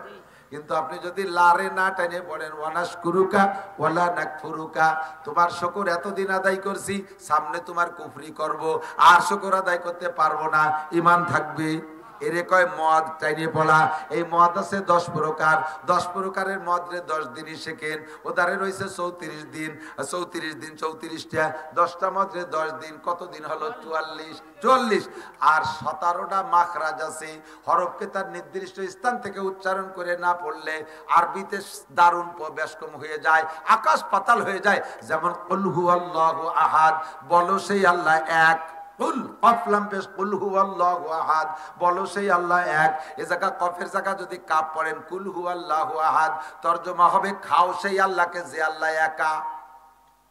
আল্লাহকে কত বড় রাক্ষস আইছে নামাজ পড়তে, ওই সেই আমারে কেই বলে দিচ্ছে। কুল হুয়াল্লাহু আহাদ যদি বলেন আলহামদুলিল্লাহি রাব্বিল আলামিন, তাহলে তরজমা হবে সব প্রশংসা ওই আল্লাহর যে আল্লাহ রব্বুল আলামিন, সারা জাহানের প্রতিপালক। আপনি যদি আলহামদুলিল্লাহ হারে আমি কি অপ্রয়োজনীয় কথা বলতেছি? যদি অপ্রয়োজন মনে করে চলে যেতে, জীবন ভরে গুলাইছেন, সারা জীবন নামাজ পড়ি, কিয়ামতের ময়দানে খালি হাতে উঠবেন। খোদার কসম, 1 কোটি বার কসম খেয়ে বললাম, অশুদ্ধ পড়ার কারণে আপনার নামাজ হই নাই, আর সামনে যা পড়বেন তা হবে না। তারই সুপরামর্শ দিচ্ছি। তরজমা আলহামদুলিল্লাহি রাব্বিল আলামিন, সব প্রশংসা আল্লাহর, যেহেতু আল্লাহ সারা জাহানের প্রতিপালক, তাই তো? যদি আপনি আলহামদু চিকুন না করে বলেন আলহামদুলিল্লাহি রাব্বিল আলামিন, তরজমা হবে সমস্ত ছিঁড়া খেতা, পুরন কাপড়, ছিঁড়া নেকলা, ঝুলি খেতা আল্লাহর জন্য। আল্লাহ কয় তুমি দামি কাপড় পরে ছিঁড়া খেতা আমার জন্য নিয়েছো, নামাজ হবে? এই জন্য শুদ্ধ করে পড়ার জন্য 17টা মাকরাজ। 44 আর 17 কত হয়? 61। 44 আর 17 61 দিন তুমি সময় দিতে পারলা না। 10 বছর মেট্রিকে, আরে আইএ পাস করতে 12, বিএ পাস করতে 14, এমএ পাস করতে 16, নির্বাচনের করোনা বাইতে গেলে আরো 3-4 বছর পেছে বসে চলে যায়। 20টা বছর সময় লাগাইছো তুমি জেনারেল সার্টিফিকেটে, আল্লাহর কোরআনের সার্টিফিকেটের জন্য সময় দিতে পারো নাই। বুড়ো আমার কাছে হিসাব দিয়ে যাও, পেঁয়াজের খেতে কয়দিন, পাটের খেতে কয়দিন, ধানের খেতে কয়দিন, দোকানে কয় ঘন্টা, সাত দোকানে কয় ঘন্টা, সিনেমা হলে কয় ঘন্টা, স্কুল কলেজে কয় ঘন্টা, মহিলা টেলিভিশনের সামনে কয় ঘন্টা, ফেসবুক আর ইউটিউবের ভিতরে কতটুকু সময় দিয়েছো। আল্লাহর ওয়ারেও টানবেন না, তুরেও টানবেন না। জন্মের ভুল আপনি যা পড়তে চাচ্ছেন তা হবে না। কয় হুজুর যাই ভুল কই না কেন, আমার মন তো ঠিক আছে। তো এই জায়গা যদি মন ঠিক থাকলে থাকতে, তাহলে আরো মেলা জায়গা আমি ধরাই দিতে পারি। মা আপনার মা হয়, এমনি বাবি করে ডাকলেন, অসুবিধে? ভুল হবে না? মা, আপনি তো জানেন যে মা তো মার পেট দেই হয়েছে, বাপের মধ্যে সন্দেহ থাকতে পারে, মার মধ্যে তো সন্দেহ নেই। তাই সে জায়গায় মার একটু বাবি করলাম, তাতে কি হবে? হবে না সপ্তাহ? বাপে জুড়িয়ে বেলায় দেবে বড় ইয়ে শয়তান, এ তোর বাপি হয় নাকি? তো মা, বউ তো বউ হয়, এমনি মোহাব্বত করে মা করে ডাক দিলেন, অসুবিধে? বোঝে নাই অসুবিধে? বউরে মা করলে অসুবিধে? কি কবে টের পাচ্ছে না? অসুবিধা হবে কিনা? কে আপনার তো বউ হয়, তা তো আপনি জানেন, এমনি মুহি যা কন আর কন, তাতে কি হবে? তা যদি তাই হয় যে বউ বউ হয় খালি মা করে ডাক দিছি, তাতে যদি ভুল হয়, আমার মন যত ভালো থাকুক, পড়ার মধ্যে ভুল করলে সে ভুল ভুল, ও ভুলে আপনার পড়া হবে না। জায়গায় আসতে হবে, মুখে যেটা বলবেন ওইটার উপরে ফয়সালা, মনেরটার উপরে ফয়সালা না। আগেই বলছি, মুখ দিয়ে যে কথা বের হবে ফেরেশতা ওইটা লিখবে, অন্তরের ভিতরে হাজারো কুকল্পনা করেন সেইটা ফেরেশতা লিখবে না। এই জন্য হুজুর বলেন, তুমি মনে মনে বিশ্বাস করো আল্লাহ আছে, রসুল আছে, কোরআন আছে, সব আছে, কিন্তু তোমার মোমেন ধরা হবে না। ইকরার বিল লিসান মান কানা আখিরু কালামিহি লা ইলাহা ইল্লাল্লাহ, মরার আগে জবানে লা ইলাহা ইল্লাল্লাহ হইতে হবে, ভিতরে থাকলে কাজ হবে না, মুখে বলতেই হবে শুদ্ধ করে লা ইলাহা ইল্লাল্লাহ মুহাম্মাদুর রাসূলুল্লাহ। মা বোনরা যে কত অলস, আপনারা পুরুষরা একটু তালিমি বসেন বা দুই একখান বই পুস্তক পড়েন, বিটিকে বই কিনে দেবেন, দেখবেন যে বই সটি পড়িয়া করে দুমো বাইশতে হয়ে গেছে, খুলিও দেখবে না।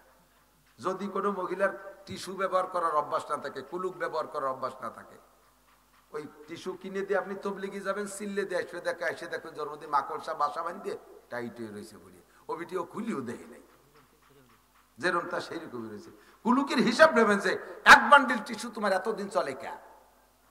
পুরুষটা পেশাবে ঢিলা ব্যবহার করবে, পায়খানায় তো করবেনি, পেশাবে ঢিলা ব্যবহার করবেন, পায়খানায় তো স্বাভাবিকভাবে করাই লাগে, কারণ হাতে ময়লা মাখায় একটা ঘৃণা লাগে, কিন্তু পেশাবে অনেক পুরুষ ঢিলা ব্যবহার করে না, জায়গায় পেশাব করে পানি দিয়ে ধুয়ে চলে আসে, আটা দেওয়ার পরে 2-3 ফুট টপকায়, এটুক যায় কোন জায়গা? কাপড়ই মাখাবে আর রানে মাখাবে, আপনার শরীর নাপাক, কাপড় নাপাক, নামাজ বাতিল। আর পায়খানাটা তো করবেনই, পায়খানার ঢিলা ব্যবহার। মহিলাদের পেশাবে ঢিলা নাই, তবে পায়খানায় বাধ্যতামূলক, পুরুষের চাইতে মহিলাদের জরুরত বেশি। ঢিলা ব্যবহার না করলে হাতের ভিতরে ময়লা থাকে, তাড়াহুড়া করে সাবান দিয়ে ধুই নাই, মাটি দিয়ে পরিষ্কার করে নাই, ওই অবস্থায় সে মই মশলা বাইটে বুটে আপনারা খাওয়াই দিছে। তো সামান্য সামান্য করতে করতে বছরে, সারা বছরের তা গুছালি এক অক্তের পায়খানার সমান হয়ে যাবে না? কি খাওয়ান খাওয়াইছে আমার চিন্তা। এই মহিলাকে কাছ থেকে কুলুকির হিসাব নেবেন, ও জাতি জম্বের অলস, খুব গাফেল। আল্লাহু আকবার। উমরিহি ফিমা আপনা, 4 প্রশ্নের এক প্রশ্ন, গোটা জীবনের হিসাব দেওয়া লাগবে কি লাগবে না? 61 দিনে কোরআন পড়া শিখো, কোরআন যদি পড়া শুদ্ধ হয় আল্লাহর রহমতে বাকি সবগুলো শুদ্ধ হয়ে যাইবে ইনশাআল্লাহ। 2 নম্বরে আন শাবাবি ফিমা আবলা, এ আমার দোকানদার ভাইরা যারা আছো, আমার স্কুল কলেজ সোনালক্ষ্মী যারা আছো, যুবক যারা আছো, আমার দিক তাকাও, এদিক তাকাও। যৌবন কালের হিসাবটা কিন্তু একটু আলাদা হবে। 70-80 বছরের হিসাব তো যদি হয়ে যাওয়ার মধ্যে সবই আছে, তারপর আবার নবী যৌবন কালের সম্পর্কে আলাদা করে বললেন কেন? কয় যৌবন কালটা ভেরি ভেরি ইম্পর্টেন্ট টাইম, এই টাইমে ইবাদতও বেশি করা যায়, এই টাইমে গুনাহও বেশি করা যায়, যৌবনকালে নেকিও বেশি করা যায়, গুনাহও বেশি করা যায়। কতক্ষণ? যৌবনকালে চুরি করা যায়, ডাকাতি করা যায়, লুচ্চমি করা যায়, যৌবনকালে সারা রাত মদ গাঁজা ইয়াবা খাওয়া যায়, যৌবনকালে সারা রাত দাঁড়ায় দাঁড়ায় তাহাজ্জুদ পড়া যায়, যৌবনকালে সারা রাত দাঁড়ায় দাঁড়ায় ইবাদত বন্দেগী করা যায়, আবার বাইসাইকেল চালায় ইস্তেমায় যাওয়া যায়, যৌবনকালে বাইসাইকেল চালায় চরমুনায় যাওয়া যায়, আবার শীতকালে গভীর রাত্রে উঠে গোসল করে তাহাজ্জুদের নামাজ পড়া যায়, বুড়ো হয়ে গেলে ওক্তের ওজুদে ওক্তের নামাজও পড়া যায় না। এক ওক্তের নামাজ পড়তে 3 বার ওযু করা লাগে। ওযু বানায় মসজিদে সুন্নত পড়ার সাথে সাথে তলপেট সিবি ধরে বাড়াই চলে এসে পেশাব টেশাব করে আবার ফরজ পড়ছে, আবারও না তা গেল না, এই করে যাই মেরে আবার চলে এসে আবার যাই পেশাব করি, সেই ওযু বানাইয়ে শেষের 2 রিকাত পড়া লাগে। ওয়াই না মিয়ার কি আর হরব হয়ে গেছি, এই যে পেশাব করতে যে গেছে সেটা লুঙ্গিটা তলেতে নষ্ট হয়ে গেছে, পেশাব করতে যে পায়খানা করে দিয়েছে। হাসিয়ে যে বুড়ো দিন আসতেছে দিন, সবাই বুড়ো কজনের কাছে শুনিয়ে দেখেন, ঠিক না? তাহলে যৌবনকালে এই ঝামেলাগুলো ছিল না। সময় মতো তুমি ইবাদত করে রাখো, পারবা না। তুমি যে সময় অপেক্ষা করতেছো বুড়ো হয়ে গেলে মসজিদে পড়ে থাকো, সে সময় তোমার মসজিদে ঢুকতেই দেবে না, কারণ বুড়ুই তুমি পেশাব পায়খানা করে নষ্ট করো, মসজিদ নষ্ট করে ফেলো, সে সময় তোমার ঢুকতে দেওয়া হবে না। তুমি সেই সময়ের অপেক্ষা করতেছো। নো যুবক, ভুল করতেছো। সাফ পুণ্যে সাফ ইবাদাতিল্লাহ, যৌবনকালটারে কাজে লাগাও। আল্লাহ 3 নম্বরে আন মালিহি মিন আইনা ইকতাসাবা ফিমা আনফাকা। মাল কোত্থেকে কিভাবে কামাই করছে জবাব দিয়ে যাও। চুরি করে কামাই করে মসজিদ বানাই দিলে কাফের হয়ে যাইবা। আবার হালাল ভাবে কামাই করে যদি হারাম ভাবে খরচ করো তাও তুমি কাফের যদিও না হবে গুনাহগার হইবা। দোকানদার ব্যবসায়ী যারা আছেন ভাইরা এদিক থাকেন, বাজার তো বাজার, আমার দোকানদার ভাই যারা আছো একটু প্রতিজ্ঞা করো তো, মুসলমান যে কয়জন আছো, আজকে থেকে আজান হইলে আমি আর একটা মালও 1 টাকার মালও বিক্রি করবো না, সঙ্গে সঙ্গে সব করে শাটার বন্ধ করে দিয়ে মসজিদে চলে যাব। তুমি এই যে 15 মিনিট কিনা বেচা করলে না বা আধা ঘন্টা ছেড়ে দিয়েছো, তুমি মনে করতেছে এই টাইমে কত বড় খদ্দেরই যেন আসতো রে, আর এই হুজুরির কাছে ওয়াদারির হাতে ধরে একটা ঠগা খালাম, এইগুলো একটা গুনগুনি হতেছেন। আপনাকে আল্লাহ তাআলা নামাজ পড়ে যাওয়ার পরে এমন একটা দুটো কাস্টমার দিতে পারে যেই কাস্টমার গুলো ওই 20 মিনিটের মধ্যে আসতো না, বা তারা ওই 20 মিনিট ধরে যারা কিনা বেচা করছে তাদের চাইতে আল্লাহ তাআলা একটা কাস্টমার দিয়ে আপনাকে বাড়ায় দিতে পারে। পারে কি পারে না? নগদে টাকা বাড়ায় না দিলেও আর একটা বরকত আছে, এদিক খেয়াল করেন, শুনতেছেন তো আমি যেটা বলতেছি। আর একটা বরকত আছে, সেটা হলো যেই লোকটা নামাজের টাইমও নামাজ না পড়ে কিনা বেচা করে 20,000 টাকা লাভ করছে, আল্লাহ তাআলা ওর 20,000 টাকা চোর দিয়ে, ডাকাত দিয়ে, মামলা দিয়ে, পুলিশ দিয়ে, ডাক্তার দিয়ে, কবিরাজ দিয়ে, ঘরের দোকানে আগুন লাগাই দিয়ে, তারপরে মাইয়ে চলে গেছে আর একজনের সাথে সাওয়ালে একবারে সাইড দিয়ে নিয়ে উঠছে, বউডা রাত্রি হারাই চলে গেছে, এই নানান কিছু দিয়ে ও 20,000 টাকা আদায় করে নিতে পারে। পারে। আর আপনি সেই 20,000 কামাই করেন নাই, নামাজের পরে এসে মাত্র 50-100 টাকা কামাই করছেন। রোগ নাই, শোক নাই, একটা গ্যাস্ট্রিকের বড়ি কিনে খাওয়া লাগে না, একটা বাচ্চা সিজারে ওয়ালও লাগে নাই, মাইয়েগুলোরে বিয়ে হয়ে গেছে, মোটা টাকা দিয়ে জামাইরা নিয়ে চলে গেছে, তারপরে ছেলে বিয়ে করছে, শ্বশুর বাড়ি থেকে 50 লাখ টাকা পেয়ে গেছে, সারিয়াতে ভাই লাভ আসা শুরু হয়ে গেছে।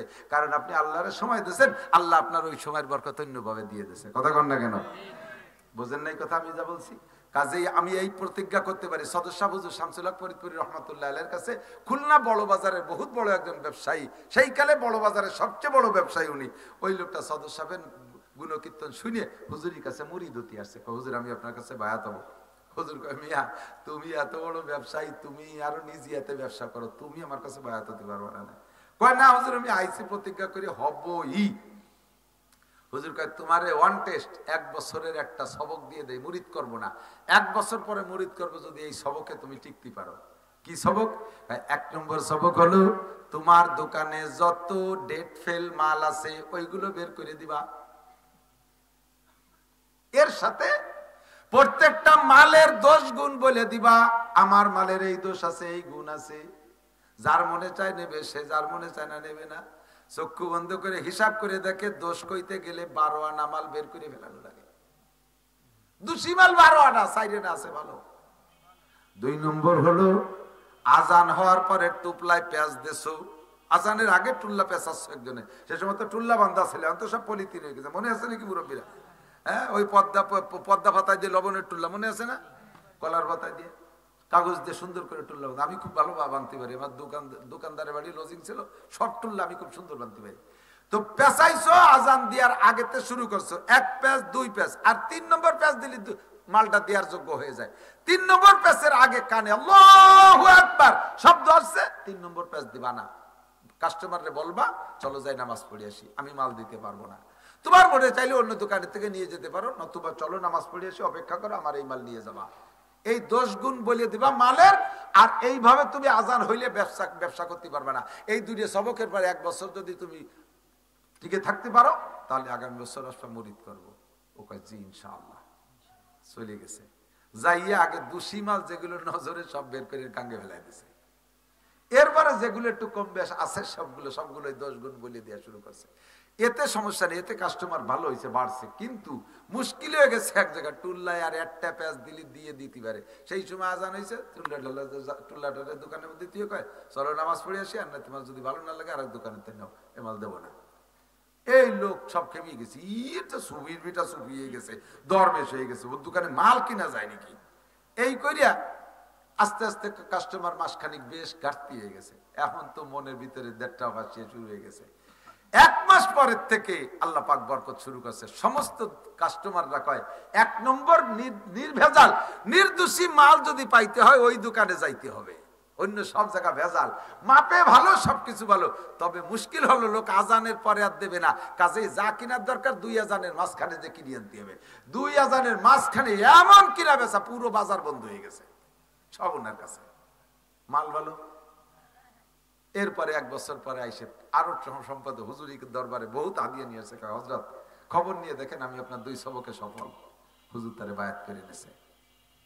প্রতিজ্ঞা করেন, প্রত্যেকটা নেক কাজের ব্যাপারে এরকম শক্ত প্রতিজ্ঞা করেন, আজান হবে তো দোকান শাটার বন্ধ হবেই হবে, আমি আর 1 টাকারও কিনা বেচা করবো না ইনশাআল্লাহ। আল্লাহ তাআলা পরে যে বরকত দিতে পারে, কি পারে না। খানা খাইবেন, এদিক তাকান, প্লেটের খানা খাইয়া দস্তারখানে, পুরো দস্তারখানের ভিতরে পড়ে যা খানাটা খুঁটিয়ে খাবেন, আল্লাহ তাআলা বরকত বাড়ায় দেবে। পড়ে যাওয়া খানা খুঁটিয়ে খাইলে বরকত, রুজির বরকত বাড়ে। হযরত উসমান গনি আল্লাহ রাসূলের কাছে যে নালিশ করছে, হুজুর আমার এই সম্পদই আমার কইছে সর্বনাশের গুরু। আগে ইবাদত বন্দেগী যা করতাম, এই যে খালি বাড়তি তালে রয়েছে, আমি তো বড় বিপদে পড়ে গেছি, আমার মন চাই ইবাদত করতে পারি না, দোয়া করেন আল্লাহ আমার সম্পদ কমাই দিক। আপনারা কি চান নাকি এরকম? কেউ একজনও চান? আমি নিজেই চাই না, আমি আরো চাই যে আল্লাহ আমাদের দিক। আর উসমান কয় যে আল্লাহ আমার সম্পদ কমাই দেন, আমার ইবাদত বন্দেগীতে ত্রুটি আছে। হুজুর কয় উসমান ওভাবে তো বলা যায় না, তোমার একটা আমল শিখে দিছে, এই আমল করলে পারে তোমার সম্পদ আস্তে আস্তে কমে যাবে। কয় বলে কি? কয় পড়িয়ে যা খাওয়ার, যেটা হাতেতে পড়ে গেছে ওইটা খুঁটিয়ে খাবা না, আস্তে আস্তে আস্তে আস্তে দেখবো যে সম্পদ ঘাটতি শুরু হয়ে গেছে। উসমান কি এই কি ওয়াইনি কি খাবার, এই পড়ে গেলি উঠোই খাবো না। আচ্ছা তারপরও যে তোমার ইবাদত বন্দেগীতে সুবিধা হবে, খাবো না। উটের পিঠে বসে উসমান খেজুর খাচ্ছে, একটা খেজুরের অর্ধেক খাইছে আর অর্ধেক হাতেতে ছুটিয়ে সে মাটির বালির মধ্যে পড়ে গেছে। সে উট ইতে বাইয়ে চাইয়ে নামিয়ে সেই টুকরে উঠইয়ে ধুয়ে মুছে পরিষ্কার করে তাই খাচ্ছে। হুজুর দূরিতে দেখে, উসমান তুমি গরিব বাবা, প্লেটেতে পড়ে তাই মানুষ খায় না, আর তুমি যে উট ইতে নামিয়ে খাচ্ছ, তোমার কাছে ঘুটিয়ে খাবা না, তুমি যে উট ইতে নামিয়ে আজকন খেজুর ঘুটিয়ে খাও বালির মধ্যে, তুমি গরিব বাবা না। কোনোদিন বরকত আছে এর ভিতরে। প্লেট সুন্দর করে পরিষ্কার করে চাটিয়ে খাবেন, দরকার জিভে দিয়ে চাটিয়ে খাবেন। কে কি বললো তো আমার কি, ওই যে টুটু টাইটি রয়েছে না, ওর মধ্যে বরকত। 1 কেজি চালের ভাত খেলাম, তাতে পেট ভরলো না, একটু খুদির ভাতের মধ্যে আর আইটির মধ্যে বরকত। আরে বেটা, বরকত মানে পেট ভরা না, বরকতের অনেক কিছু। 1 কেজি চাউলের ভাত খাইছেন, ওর মধ্যে খাদ্য পয়জন, ফুড পয়জন ছিল, পেটের মধ্যে যাইয়ে উড়া মুড়া দিয়ে গোলা পোলা দিয়ে আষাঢ়িয়ে মেঘের মতো গুলুম করে ডাক দিয়ে লুঙ্গি 3টে নষ্ট হয়ে গেল। যা খাইছো সে 1 কেজি ভাত পেটে দাঁড়ালো না। কিন্তু ওই যে আইটি রয়েছে না কোনায়, ওই আইটির মধ্যে আল্লাহ ঔষধ রেখে দিয়েছে, ওই আইটিটুক সাইটিয়ে খাইলে ওইটুক পেটে গেলে তোমার 1 কেজি চাউলের ভাত হজম হতো। এই গেল তোমার বরকত। আর ওই মেঘের মতো ডাকতেও না, দাস্তবমি কলেরাও হতো না। এর নাম বরকত। এর নাম কি? কথা কি বোঝা গেছে? 4টে জিনিসের হিসাব হবে, 3টে বললাম। কোত্থেকে কামাই করছেন, কোথায়? কসম খাইয়া মাল বিক্রি করবেন না, মিথ্যে কসম খাইয়া। আল্লাহর কসম, যদি 1টা টাকা লাভ করি, আমরা কাস্টমাররা মনে করছি কিনা দামে দেশে, অথচ আপনি 300 টাকা লাভ করে নিয়ে গেছেন। এই যে মিথ্যে কসম খেয়ে যে লাভ করছেন, এই টাকা আপনি রাখতে পারবেন না, পারবেন না। যে কোনো ভাবে বেরোয় চলে যাবে। হারাম লোকে রাইফেলের গুলির মতো ছোট্ট গুলি জট্টুক অট্টুক ঢোকে, পিছন দিয়ে বুগলা নিয়ে বেরোয় যায়। প্রত্যেক হারাম ওইভাবে ঢোকে, সাবধান। 4 নম্বর হলো মাজা আমিলা বিমা আলিমা। কোন কথা কইনি, অনেক কথা বলছি না, এই কথাগুলোর একটা অস্বীকার করতে পারবেন না। আজকে থেকে আমলের প্রতিজ্ঞা। তো 1 নম্বরে নামাজের প্রতিজ্ঞাটা করি। পড়তে পারবো না ইনশাআল্লাহ, নামাজ পড়বো না। একটু কোরআন শিক্ষা করার একটু প্রতিজ্ঞা করা যায়? কোন তো যায়। আমাদের দেশের মানুষের তো বহুত বড় সুযোগ, ঘরে ঘরে মাদ্রাসা, পাড়ায় মাদ্রাসা, গ্রামে মাদ্রাসা, ঠিক না? আল্লাহ কবুল করুক, বলেন আমিন। দুনিয়ায় সবচাইতে প্রথম ঘর কোন ঘর? কোন তো? আপনার দাদার ঘর, আপনার বড়দাদার ঘর, বাংলাদেশ জাতীয় সংসদ ভবন। কোন ঘর? কাবা ঘর সবচাইতে প্রথম। কাবা ঘর বানানোর পরে ফেরেশতা দিয়ে বানাইছে আল্লাহ তাআলা। পরে আদম আলাইহিস সালাম আসছে। নূহ আলাইহিস সালামের প্লাবনের সময় ধ্বংস হয়ে গেছে, কিচ্ছা সবাই জানেন। ইব্রাহিম আলাইহিস সালামকে আল্লাহ তাআলা কাবা ঘর পুনঃসংস্করণ করাইছে। এই সময় 1 মুঠ বালি রয়ে গেছে, 1 মুঠ বালি। এই বালিটুক কোন জায়গা কি করবে? আল্লাহ তাআলা বললেন, ইব্রাহিম বালিটুক বুনই দাও। কয় যাবে কতদূর? কয় সারা পৃথিবীতে যাবে। এর একটা কণা যে জায়গা পড়বে কিয়ামতের আগে, সেখানে একটা মসজিদ হবে। আল্লাহ ইব্রাহিম আলাইহিস সালাম বুনই দিয়েছে, ফেরেশতার মাধ্যমে পৌঁছে গেছে, তারই একটা দানা আপনাকে এখানে পড়ছে। এবার আল্লাহ পাক বলেন, এই ঘরগুলো তোমাদের না, বানাবা তোমরা টাকা দিয়ে, তোমাদের টাকা দিয়ে মসজিদ বানাবা, কিন্তু ঘরের নাম কার ঘর? মসজিদ কার ঘর? আল্লাহ কয় তোমাদের প্রত্যেকের বাড়ি কত দারুণ দারুণ ঘর, পায়খানা বানাইছে 3 লাখ টাকা দিয়ে, 5 লাখ টাকা খরচ করছে, 10 লাখ টাকা 20 লাখ টাকা, এমন এমন পায়খানা যা জীবনে আপনারা দেখেনও নাই, হয়তোবা শোনেনও নাই, আজীব পায়খানা। সে পায়খানার ভিতরে প্যান নাই, এরকম পাদানি আছে দুটি, ওর পর দাঁড়ালে পাদানির উপরে দাঁড়াইলে তলে খালি হয়ে যায়, আবার নামিয়ে আসলে পরে এসে বন্ধ হয়ে যায়, নামার পরে আপনি খুঁজে পাবেন না যে পায়খানা কোন জায়গা করছেন। এই ওয়াটার সুইচ পায়খানা, লাখ লাখ টাকা দিয়ে তুমি পায়খানা বানাচ্ছ, আর আমার ঘরের ইটির দাঁত বার হয়ে রয়েছে। তোমার বাড়ির দালান টাইলস করো, আমার মসজিদে আমার ঘরের টাইলস নাই, আমার ঘরে ইটির দাঁত বার হয়ে রয়েছে। তোর ঘরে তোরে আমি থাকতে দেবো না, আমার ঘরে যতক্ষণ ঠিক না করবি, তোরে হয় হাসপাতালে রাখবো নয় জেলখানায় রাখবো, লাস্ট ফিনিশিং পোস্টিং করে কবরস্থানে পাঠায় দেবো। আমার ঘর খালি রলার, তোর ঘর রেখে দালান বানাবি। এই জন্য আল্লাহর ঘরটাকে আগে রাখতে হবে। আল্লাহ পাক বলেন ইন্নামা ইয়ামুরু মাসাজিদাল্লাহি মান আমানা বিল্লাহ। এ যদি কেউ মোমেন বলতে চাও তাহলে আমি তার একটা সার্টিফিকেট দিয়ে দিই, তুমি চিনে না ওই লোকটাকে মোমেন বলতে পারো, যেই লোকটা আল্লাহর ঘর মসজিদ নির্মাণ করে, মসজিদে সাহায্য করে, মসজিদে দান করে, মসজিদ ঝাড়ু দেয়, মসজিদ আবাদ করে, 5 ওয়াক্ত মসজিদে যায়, তাকে তুমি মোমেন বলতে পারো।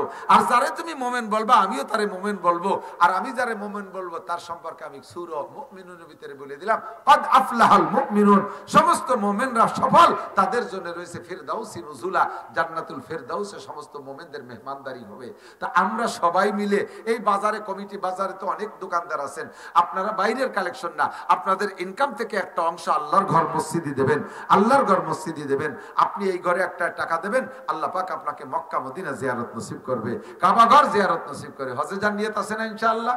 হজে যান নিয়ত আছে আপনাদের? কার কার দেখি হজে যান নিয়ত কার কার? আমার নিয়ত আছে, আমি আমার 2 ছেলের পাসপোর্ট করতে দিয়েছি, ছোট 2 রমজানের পরে সেই 2 নিয়ে উমরায় যাবো ইনশাআল্লাহ। যাবেন তো হজে উমরায় যাবেন তো ইনশাআল্লাহ?